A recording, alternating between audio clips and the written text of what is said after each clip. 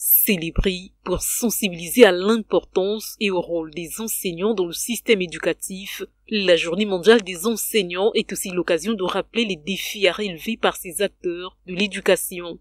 Le défi majeur, c'est d'abord de rendre convenablement ce qu'ils ont appris pour donner aux enfants.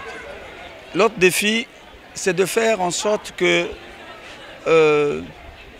l'enseignant puisse respecter sa déontologie.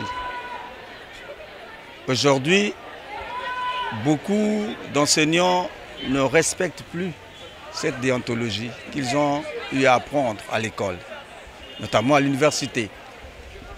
Et c'est un défi majeur pour l'enseignant congolais. En République du Congo, les enseignants sont encore confrontés à plusieurs difficultés, quoique quelques avancées aient été enregistrées.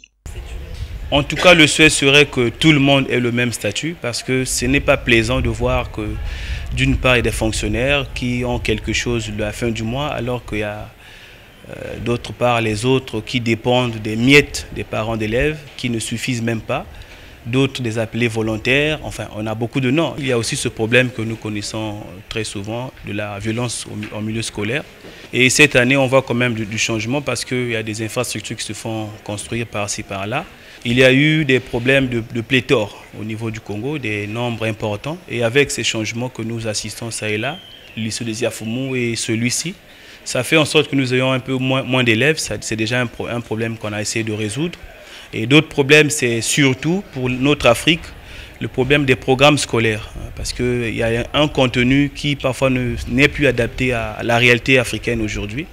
Et je pense que les gouvernements africains et surtout congolais devraient regarder cette question de plus près pour essayer de mettre les programmes en harmonie avec la réalité du Congo et de l'Afrique. Rappelons que la Journée mondiale des enseignants commémore la signature de la recommandation relative à la condition du personnel éducatif qui fixe les critères de référence relatifs à ses droits, à ses responsabilités, ainsi que sa formation initiale et continue.